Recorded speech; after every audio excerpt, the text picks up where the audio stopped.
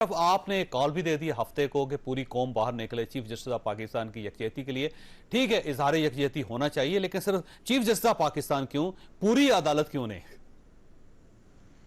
دیکھیں، chief justice of Pakistan ہی پوری عدالت ہیں. Chief justice of Pakistan Umar Ata Bandial صاحب ہی سپریم کورٹ ہیں. نوبت کیوں آئی ہے؟ چوئی صاحب آپ دیکھ ہی رہے ہیں جس طرح کی speeches floor of the house کی جا رہی ہیں، اور ایک تاثر یہ دیا جا رہا ہے کہ سپریم کورٹ ایک ربڑ سٹیمپ ہے اور چیف جسٹس آف پاکستان کے فیصلوں کی کوئی وقت نہیں ہے. ردی کے ٹوکری میں آئین کو بھی پھینک رکھا ہے اور چیف جسٹس اور سپریم کورٹ کے فیصلوں کو بھی پھینک رکھا ہے. بنیادی طور پہ چوئی صاحب موجودہ حکومت انتخابات کرانا ہی نہیں چاہتی، نہ ابھی، نہ 3 ماہ بعد، نہ اکتوبر میں. یہ انتخابات سے بھاگ رہے ہیں. ابھی تو چلے انہیں فیس سیونگ مل گئی 4-3 2-3 کی باتیں کرتے کرتے، اور پھر کہہ رہے ہیں جی ایک ہی دن انتخابات ہوں گے. چلیں، یہ بیانیہ تو بھی یہ چل رہا ہے ان کا. 3 ماہ بعد کیا ہوگا آپ بتائیں؟ آپ بڑی نظر رکھتے ہیں سیاسی معاملات پہ بھی، اکنامک معاملات پہ. 3 ماہ میں کیا حالات بدل جائیں گے؟ 3 ماہ میں یہ دودھ اور شہد کی ندیاں بہا دیں گے پاکستان میں. تو اس مہنگائی میں ڈاکٹر صاحب 3 مہینے آپ ہی انتظار کر لیں. آپ کیوں چاہتے ہیں کہ فوری طور پہ الیکشن ہو جائیں؟ اگر آپ 3 مہینے کا ایشو ہے تو آپ 13 اگست تک انتظار کر لیں. کیا ایشو ہے اس میں؟ چوئی صاحب ہم بالکل نہیں چاہتے الیکشن جلدی ہوں. ہم یہ چاہتے ہیں کہ آئین کے مطابق جن 2 صوبوں کی حکومتیں تحلیل کی گئی تھیں، واضح طور پہ آئین میں لکھا ہے 90 روز میں الیکشن کرا دیں. ہم سپریم کورٹ چلے جاتے ہیں. سپریم کورٹ آف پاکستان نے 14 مئی کی ڈیٹ دے رکھی تھی. پھر سپریم کورٹ آف پاکستان ہی کہتی ہے کہ آپ مل بیٹھ کے 14 اپریل کو گزر چکے ہیں.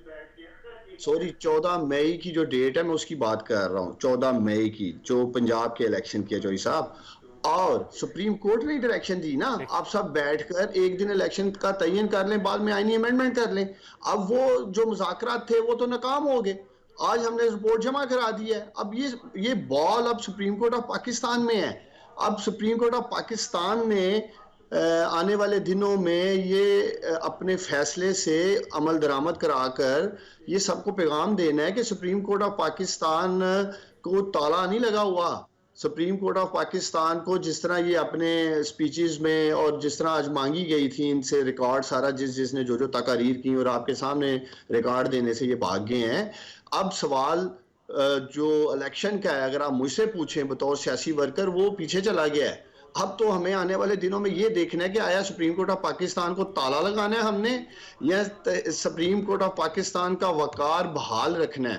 اگر 14 مئی کو الیکشن نہیں ہوں گے، لیٹ سے 10 دن 15 دن جو بھی، اب مجھے نہیں پتا سپریم کورٹ سے کیا فیصلہ آئے گا. دیکھیں اس میں ڈاکٹر صاحب اب 2 ادارے ہیں، ایک پارلیمنٹ ہے اور ایک سپریم کورٹ آف پاکستان ہے.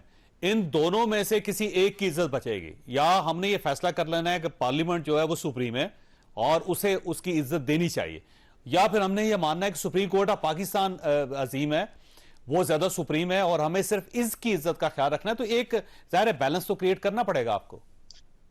دیکھیں، موجودہ حکومت نے ہی پارلیمنٹ کی تہذیب کی ہے اور انہوں نے خود ہی اس پارلیمنٹ کی توہین کی ہے. وہ اس طرح سے جوئی صاحب، دنیا میں کوئی ایسی پارلیمنٹ نہیں جو قانون پاس کر رہی ہو جی کہ الیکشن کے لیے فنڈز جاری نہیں کیے جائیں گے. کوئی بھی جماعت سیاسی حکومت میں آنے کے بعد جو بینچ مارک انہوں نے سیٹ کیا ہے، آنے والے وقت میں اسی طرح الیکشن کمیشن آف پاکستان کو پہلی مرتبہ میں ہوا سر. آپ کو بلدیاتی election supreme court of Pakistan کہتی رہی سر، اس کے لیے آپ نے کون سے فنڈ جاری کر دیے تھے اپنے دور میں سر؟ وہ الیکشن، وہ بھی الیکشن ہے. آپ دیکھ لیں 3.5 سال آپ نے الیکشن نہیں ہونے دیے تھے، وہ بھی الیکشن ہے. تو وہ ساری گورنمنٹ، سارے سیاستدان، انفارچونیٹلی بیہیویئر سب کا سیم ہوتا ہے اس ملک میں. چوئی صاحب پارلیمنٹ کی بات کی جا رہی ہے. آگے کوئی بھی حکومت آئے گی، جب آپ کے بائی الیکشنز آئیں گے، ضمنی انتخابات آئیں گے، جائیں جی فنڈ کوئی نہیں، کوئی الیکشن نہیں ہوگا، کوئی سیکیورٹی نہیں ہے. یہ بینچ مارک سیٹ کر دیا گیا ہے اس ملک میں. آپ دیکھتے جائیں، اللہ تعالیٰ آپ کو صحت دے، زندگی دے. چوئی صاحب آپ 5 سال بعد پروگرام کر رہے ہوں گے کہ اس کے اگلے انتخابات اس ملک میں نہیں کیے جا رہے، کیونکہ ایک ایسی مثال سیٹ کر دی گئی ہے کہ 20 ارب نہیں ہے، 10 ارب نہیں ہے، سیکیورٹی نہیں ہے.